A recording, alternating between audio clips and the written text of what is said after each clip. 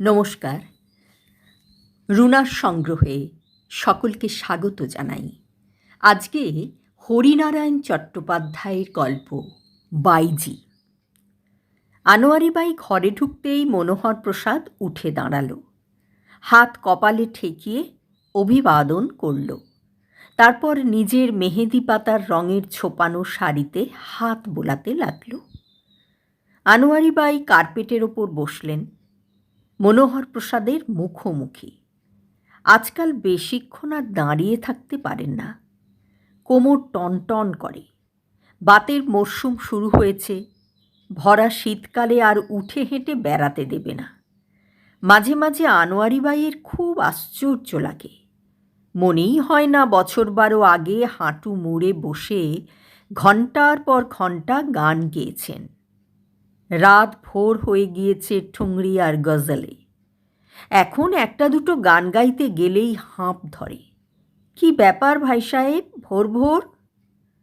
Anwari by চুল সরু খাঁচ ফেললেন কপালে। এত ভোরে ঘুম ভাঙানোতে মেজাজ খুশ নয় মোটেই। একটা জরুরি খবর ছিল। মনোহর প্রসাদ দাড়ি ছেড়ে হাঁটুতে হাত বোলাতে আরম্ভ করল। মুখে একটু হাসি হাসি ভাব। আগের দিন ঠিক এমনিভাবেই মনোহর প্রসাদ খবর আনত। ছিপছিপে ফর্সা চেহারা, হাতের ছোঁয়ায় তবলা যেন কথা বলত। মুজর নিয়ে বাইরে যাবার সময় আনোয়ারি বাই সব সময় মনোহর প্রসাদকে সঙ্গে নিতেন। কোনো ঝামেলা নেই, বদ অভ্যাস নয়, ঘাড় হেঁট করে নিজের কাজ করে যেত। আনোয়ারি বাইয়ের শুধুই তবলছি ছিল না মনোহর প্রসাদ, এধার ওধার থেকে খবরের টুকরোও সেই সংগ্রহ করত। আজ রায়বেরিলির খান সাহেব এসেছেন, এখানে থাকবেন হপ্তাখানেক। খান সাহেব ঠুংরির বড় ভক্ত। দেখি একবার যোগাযোগ করে। কাল পরশু আপনার কোনো বায়না নেই তো কোথাও? মনোহর প্রসাদ জিজ্ঞাসু দৃষ্টি মেলে চাইত আনোয়ারি বাইয়ের দিকে। না, বায়না আর কোথায়? আনোয়ারি বাই ঘাড় নাড়তেন। বায়না থাকলে আর তুমি জানতে পারতে না? তা ঠিক। মনোহর প্রসাদও ঘাড় নেড়েছে। এমনি নানা খবর। আজ রাতে মির্জা হোসেন আসবেন গান শুনতে। সন্ধ্যার ঝোঁকে মনোহর প্রসাদ সংবাদ আনল। আজ রাতে সর্বনাশ। বিস্ময়ে আনোয়ার বাই চোখ কপালে মাঝ বরাবর তুলেছেন। আজ যে ডাক্তার জনার্দন শুকুল আসবেন, 3 দিন আগে খবর পাঠিয়েছিলেন। ও ঠিক আছে, নিষ্পৃহ গলায় উত্তর দিয়েছেন মনোহর প্রসাদ। আমি তাঁকে বারণ করে এসেছি, বলেছি আপনার তবিয়ত খারাপ, দিন 7 পরে আসর বসবে। কিন্তু কাজটা কি ঠিক হলো ভাই সাহেব? আনোয়ারি বাই আমতা আমতা করেছেন। মির্জা হোসেন কাল সকালে হায়দ্রাবাদ ফিরে যাচ্ছেন। বছরখানেক আগে আর এ মুখো হবেন না। আর শুকুল সাহেব তো ঘরের লোক। আনোয়ারি বাই রাজি। কোনোদিন মনোহর প্রসাদের ওপর কোনো কথা বলেনি। এটুকু জানতেন, মনোহর প্রসাদ যা করবেন আনোয়ারি বাইয়ের ভালোর জন্যেই। নিজের দিকে চাইবে না, গায়েও মাখবে না দুঃখ কষ্ট। শুকুল সাহেবের চেয়ে মির্জা হোসেন পয়সা কম ঢালবে বলে নয়। হোসেন সাহেব গানের অনেক বেশি সমঝদার।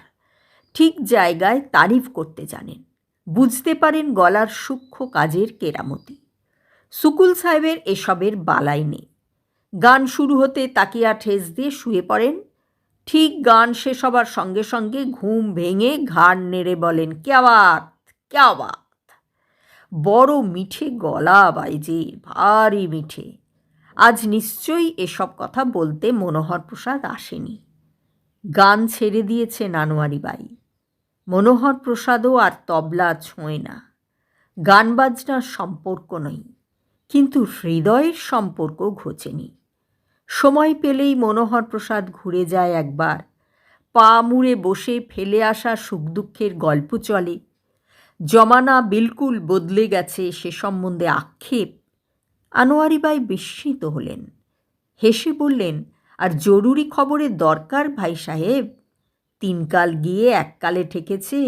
এবার যা কিছু জরুরি খবর আসবে একেবারে ওপার থেকে। মনোহর প্রসাদ একথার কোনো উত্তর দিল না। মাথা নিচু করে কার্পেটের একটা ফুল খুঁটতে খুঁটতে আস্তে আস্তে বলল, মতি এসেছে শহরে।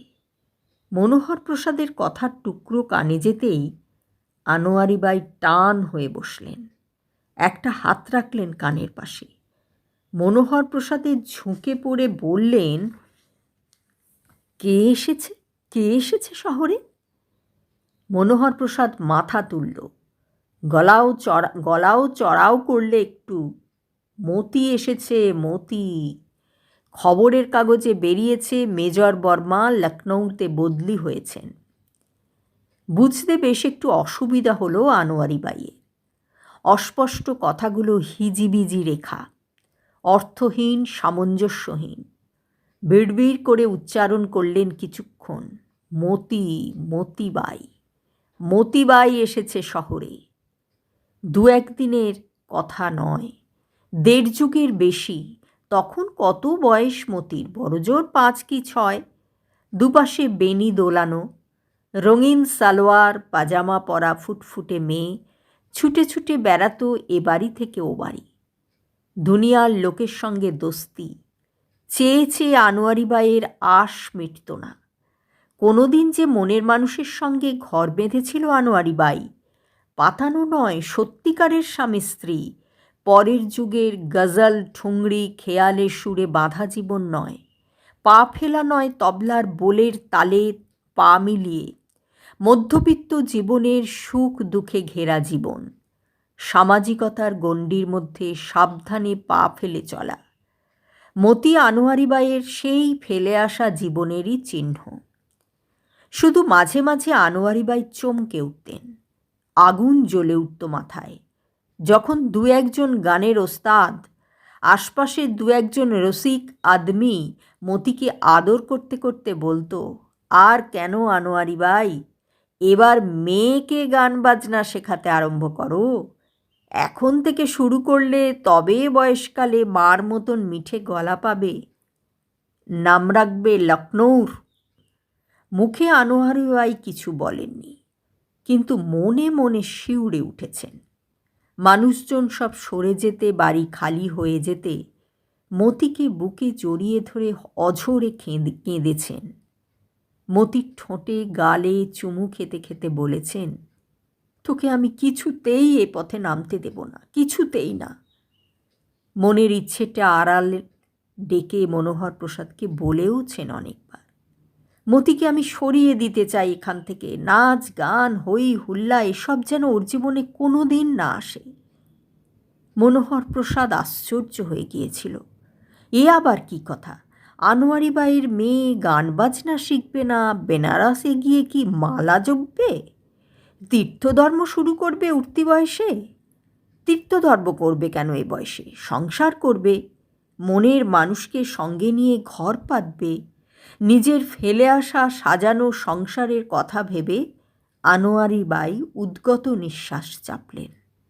ঘর সংসার করবে মেয়ে, তা বেশ, কিন্তু জেনে শুনে চকের আনোয়ারি বাইয়ের মেয়েকে কে এগিয়ে আসবে বিয়ে করতে? ওড়না ফেলে কে মাথায় ঘোমটা দেওয়াবে?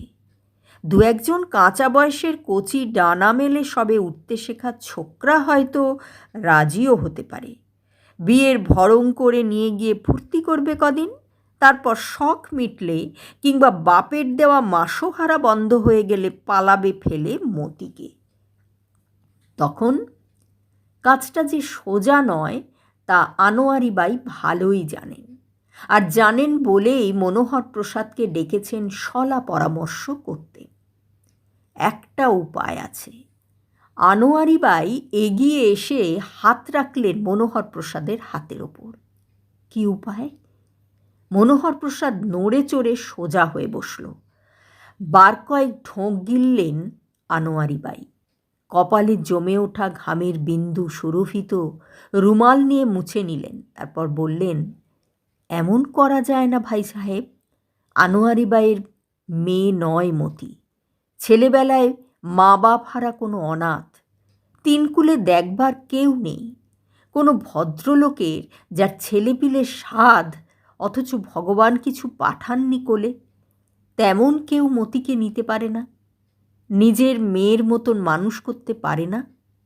সর্বনাশ, বিলিয়ে দেবেন মেয়েকে। কিন্তু মেয়েকে ছেড়ে আনোয়ারি বাই বাঁচবেন কি করে? আনোয়ারি বাই বাঁচতে চায় না, মেয়েকে বাঁচাতে চায়। আনোয়ারি বাইয়ের গলা ধরা ধরা।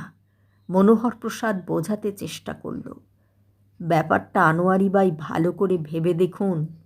হঠাৎ উচ্ছ্বাসের ঘোরে এমন একটা কাজ করলে আফসোসের অন্ত থাকবে না।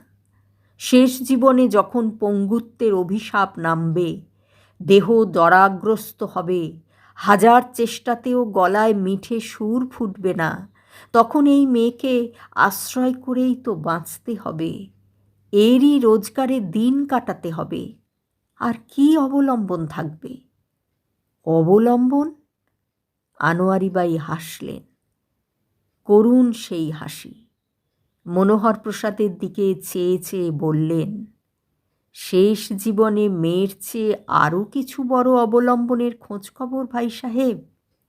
সারাটা জীবন তো ছিনিমিনি খেললাম নিজেকে নিয়ে, তখন মালিকের কথা ভাবব, তার হাতেই ছেড়ে দেব নিজেকে। এর ওপর আর কথা চলে না। তবু মনোহর প্রসাদ একবার শেষ চেষ্টা করল, কিন্তু মতি থাকতে পারবে আপনাকে ছেড়ে? আনোয়ারি বাই আবার হাসলেন, মানুষের পরমায়ুর কথা কেউ বলতে পারে? হঠাৎই যদি মারাই যায় আনোয়ারি বাই, তাহলেও তো আমাকে ছেড়ে থাকতে হবে মতিকে। হাজার কাঁদলেও আমাকে ফিরে পাবে না। না ভাই সাহেব, আনোয়ারি বাই গলায় নরম সুর করলেন, ভেজা ভেজা স্বর, একটা বন্দোবস্ত করতেই হবে। মতিকে আমি আর এ নরকে বাড়তে দেব না। ওকে কোথাও সরিয়ে দিতেই হবে, তুলে দিতে হবে কোনো ভদ্র মানুষের হাতে। মনোহর প্রসাদ ঘাড় নেড়েছিল বটে, কিন্তু কোনো সুবিধে করতে পারেনি। আনোয়ারি বাই ভোলেননি কথাটা। গান বাজনার শেষে ক্লান্ত দুটি চোখ তুলে সেই এক মিনতি জানিয়েছিল মনোহর প্রসাদকে, আর দেরি নয়, মেয়ে বড় হচ্ছে, বুঝতে শিখেছে, যা কিছু করতে হয় এই বেলা। গাছ একটু বড় হয়ে গেলেই তাকে ওপরানো মুশকিল। মাটির গভীরে চলে যায় শিকড়, ডালপালা বিস্তৃত হয় দিকে দিকে, তখন টানাটানি করতে গেলে ক্ষতিই হয়। লখনৌতে সেরকম কেউ না থাকে, মনোহর প্রসাদ আশেপাশে ঘুরে দেখুক, ঘোরবার সব খরচ আনোয়ারি বাই দেবেন। কিন্তু আর দেরি নয়। বরাত ভালো মনোহর প্রসাদের, এদিক ওদিক ঘুরতে হয়নি, কাছে পিঠেই খোঁজ পাওয়া গেল। সুন্দরবাগে নতুন এক ভদ্রলোক এসেছেন স্ত্রীকে নিয়ে। যে বাড়িতে উঠেছেন সেই বাড়িওয়ালা মনোহর প্রসাদের দোস্ত। কথায় কথায় ব্যাপারটা তার কাছ থেকেই জানা গেল। ভদ্রলোক সরকারের বড় চাকুরে, সারা ভারতবর্ষেও চাকরির অন্ন ছড়ানো, ঘুরে ঘুরে সেই অন্ন খুঁটে তুলতে হয়। বছর তিনেক পর বদলি হন এক জায়গা থেকে অন্য এক জায়গায়। পয়সা কড়ি, ইমান ইজ্জাত সব আছে, কেবল সুখ নেই। বছর চারেকের ফুটফুটে একটা মেয়ে ছিল। আজমগড়ে দুদিনের জ্বরে মেয়েটি শেষ। চিকিৎসার সুযোগও পাওয়া গেল না। সেই থেকে ভদ্রলোকের স্ত্রী অনবরত কাঁদেন আর বুক চাপড়ান, অভিশাপ দেন ভগবানকে। ভদ্রলোক এসব কিছু করেন না। অফিসের সময়টুকু ছাড়া চুপচাপ ঘরে বসে থাকেন, দরজা জানলা বন্ধ করে। মনোহর প্রসাদ আসমানের চাঁদ পেল হাতের মুঠোয়। তকলিফ করে আসমানে চড়তে হলো না, চাঁদ নিজেই যেন নেমে এসে ধরা দিল। দোস্তের মারফত আলাপ হলো। প্রথম প্রথম দু একটা সান্ত্বনার মোলায়েম কথা, মিঠে মিঠে উপদেশ, দুনিয়ার কিছুই স্থায়ী নয় সে সম্বন্ধে দার্শনিক আলোচনা। তারপর আস্তে আস্তে কথাটা পারল, খুব সাবধানে। ভদ্রলোক কিছুক্ষণ চেয়ে রইলেন মনোহর প্রসাদের দিকে, তারপর ধীর গলায় বললেন, কিন্তু যাদের মেয়ে তারা ছাড়বে কেন? ছাড়বে কেন? মনোহর প্রসাদ কপালে হাত চাপড়ালেন। বাপ গেছে অনেক দিন, মা যে অবস্থায় আছে দুবেলা দুখানা রুটিও দিচ্ছে না মেয়েকে। কোনো দিন দেখব মা আর মেয়ে দুজনেই খতম হয়ে গেছে। নয়তো মা কি আর অত সহজে ছাড়তে চায় মেয়েকে? ভদ্রলোক উঠে ভিতরে গেলেন। বোধহয় পরামর্শ করলেন স্ত্রীর সঙ্গে। তারপর বাইরে এসে বললেন, একবার দেখাতে পারেন মেয়েটাকে? বহুত খুব। বলেন তো কালই নিয়ে আসতে পারি? বেশ, তাই নিয়ে আসবেন। সোজা মনোহর প্রসাদ আনোয়ারি বাইয়ের সঙ্গে দেখা করল। সব ঘটনা জানাল। পরের দিন সকালে মতিকে নিয়ে যাবে তাও বলল। মনোহর প্রসাদ ভেবেছিল সব ঠিকঠাক হলে আনোয়ারি বাই বোধহয় রাজি হবেন না, প্রাণ ধরে ছাড়তে পারবেন না মেয়েকে। কিন্তু আনোয়ারি বাই একটুও আপত্তি করলেন না, সামান্য বাধাও নয়। কেবল বললেন, লোক বেশ ভালো তো ভাই সাহেব, মতির কোনো কষ্ট হবে না তো? নিজের পেটের মেয়ে হারিয়েছি, এখন যাকে নেবে তাকে নিজের মেয়ের মতনই মানুষ করবে। আর তাছাড়া লোক খুব ভদ্র, খানদানি ঘরের ছেলে, শুনলাম লেখাপড়াও খুব জানে।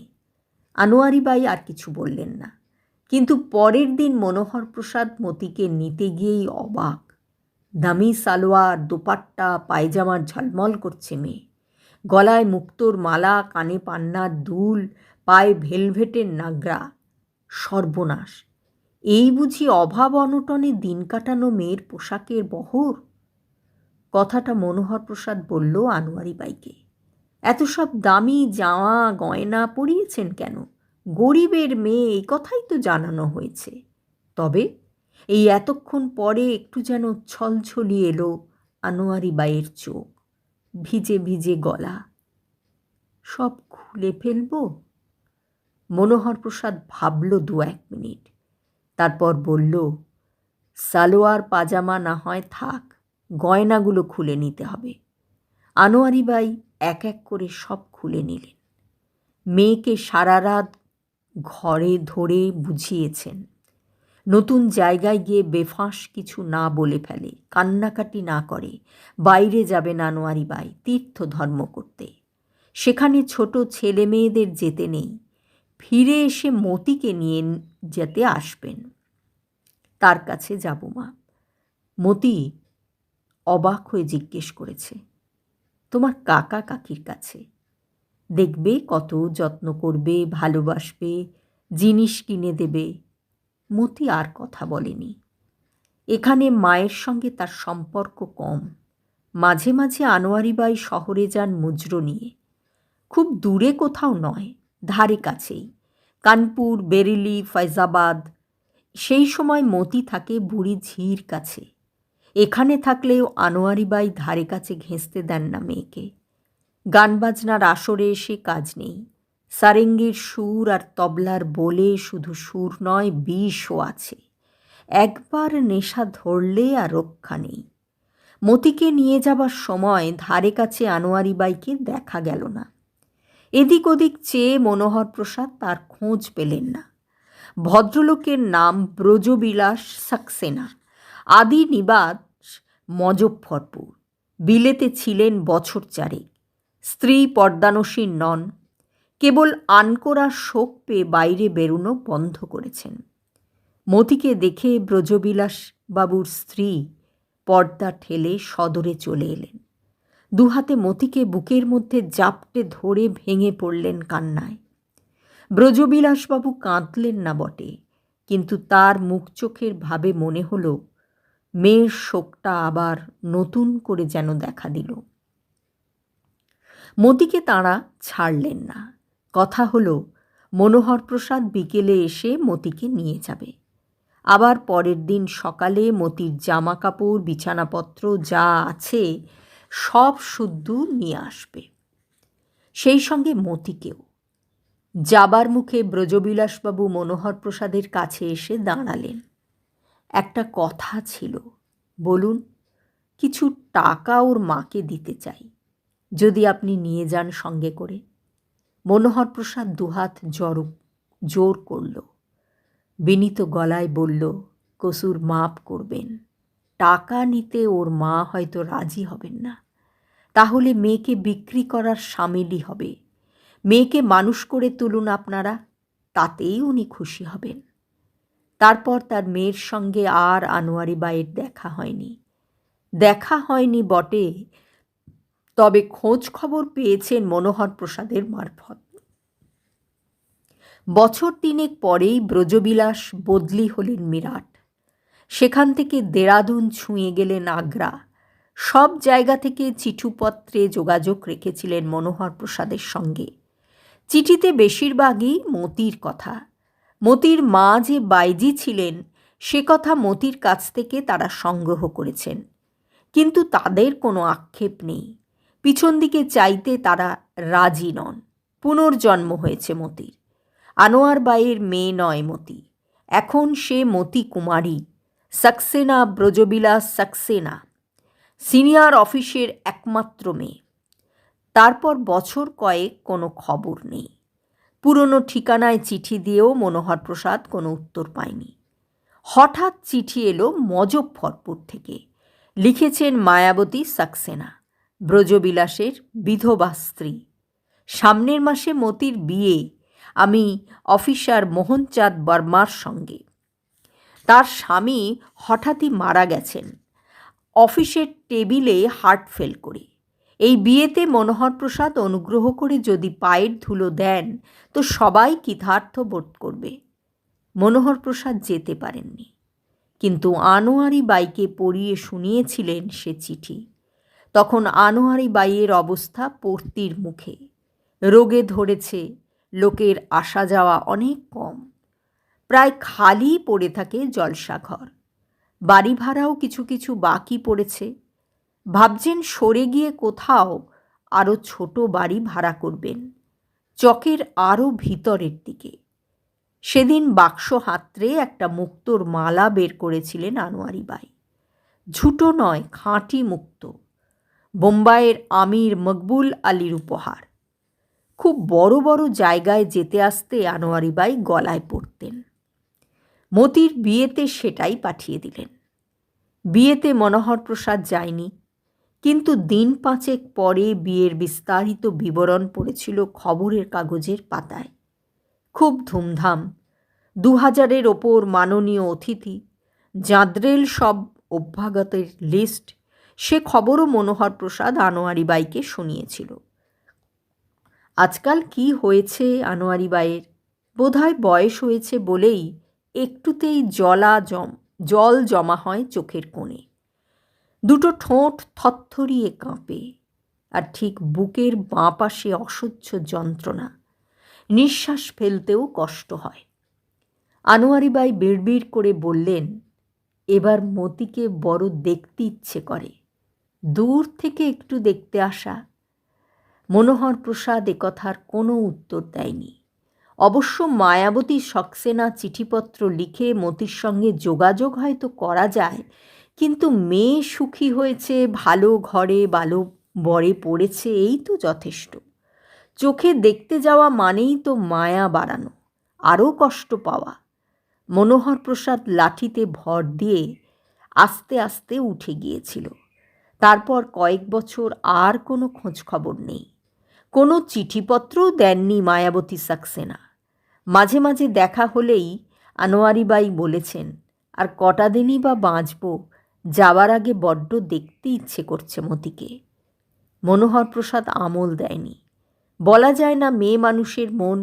এমনিতে আনোয়ারি বাই খুব শক্ত, বাইরে কাঠিন্যের দুর্ভেদ্য আবরণ, কিন্তু চোখের সামনে নিজের মেয়েকে দেখতে পেলে সে নির্মোক হয়তো খসে পড়বে, কেঁদে ফেলবেন আনোয়ারি বাই। অযথা একটা গোলমালের সৃষ্টি। আর্মি অফিসার মোহনচাঁদ বিরক্ত হবেন। এ নিয়ে স্বামী স্ত্রীর মধ্যে মনোমালিন্য হওয়া বিচিত্র নয়। হঠাৎ সকালে খবরের কাগজের পাতা উল্টাতে উল্টাতে মনোহর প্রসাদের চোখে পড়ে গেল, বারবার পড়ল খবরটা। কাগজটা চোখের কাছে বরাবর নিয়ে তারপরই খবরটা নিয়ে গেল আনোয়ারি বাইয়ের কাছে। মেজর মোহনদাস বর্মা জলন্ধর থেকে বদলি হয়েছেন লখনৌ। সামনের সোমবার থেকে নতুন জায়গার কার্যভার গ্রহণ করবেন।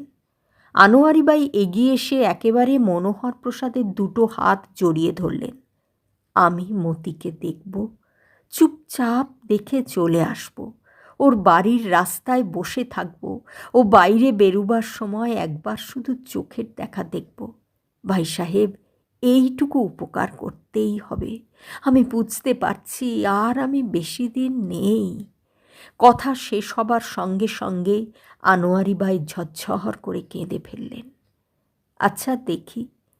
মনোহর প্রসাদ হাত ছাড়িয়ে বাইরে চলে এলো বটে, কিন্তু কথাটা ভুলল না। বিকেলের দিকে টাঙায় চড়ে হাজির হলো বাদশাবাগে। বেশি ঘুরতে হলো না।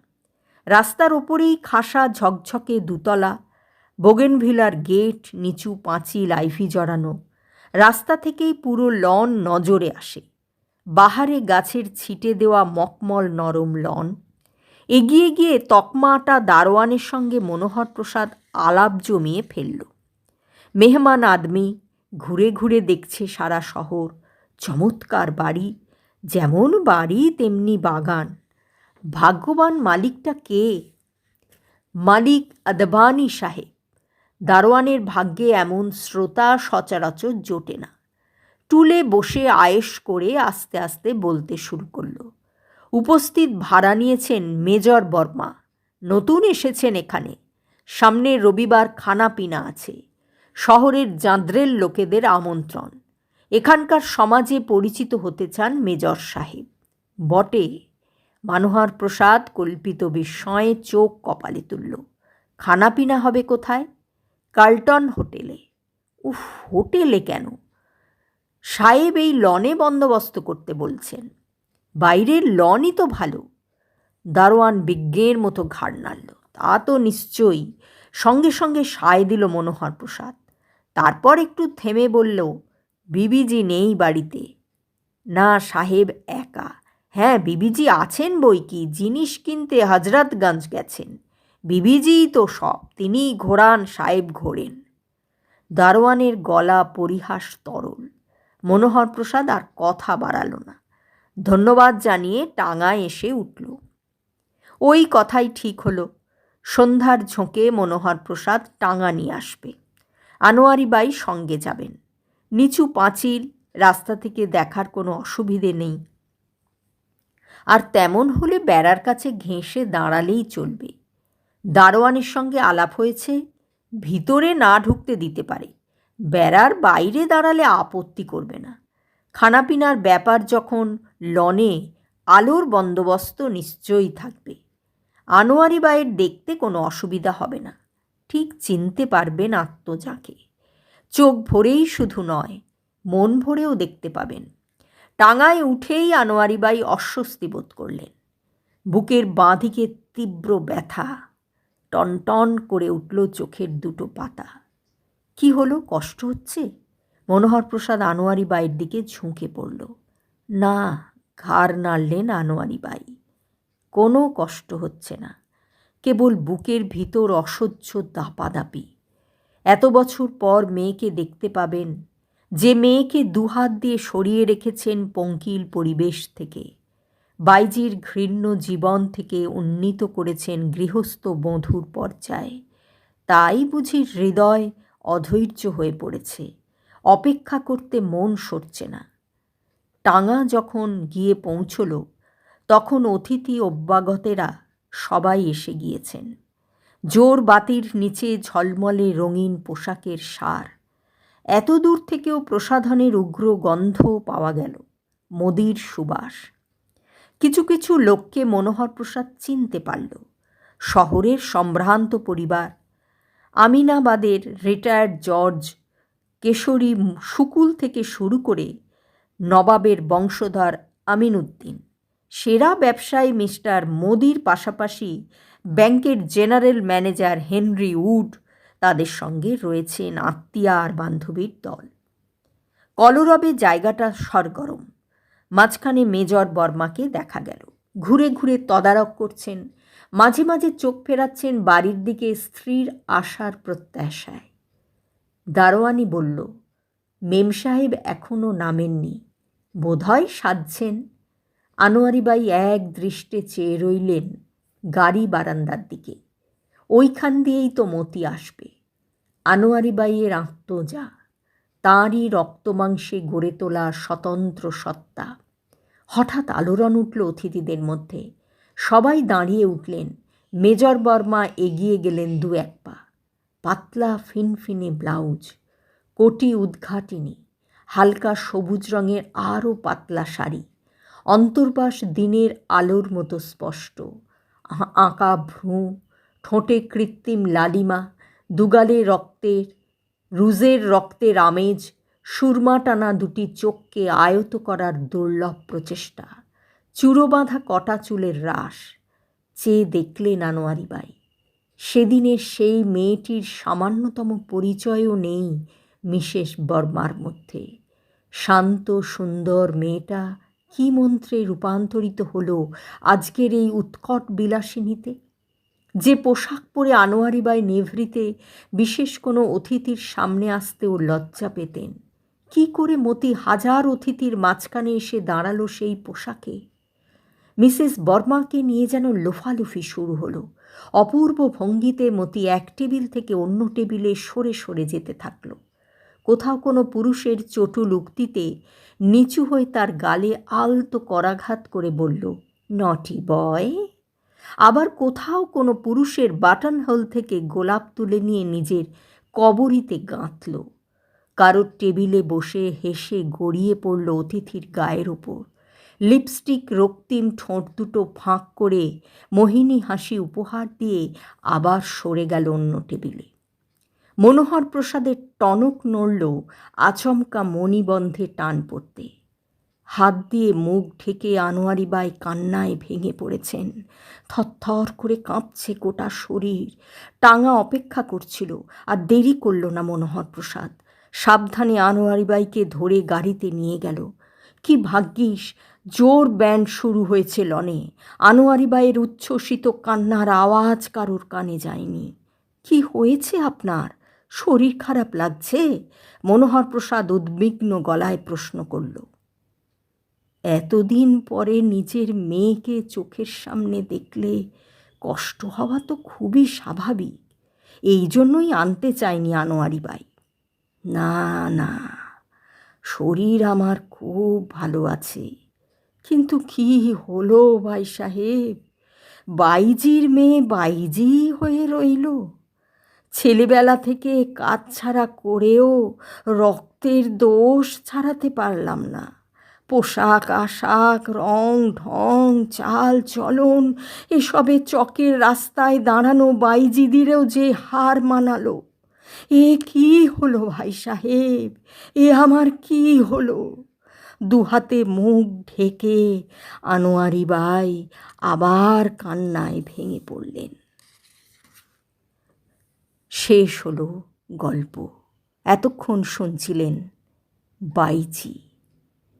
আমার গল্প পাঠ যদি আপনাদের ভালো লেগে থাকে, লাইক, কমেন্ট, শেয়ার, সাবস্ক্রাইব করে আমার পাশে থাকবেন।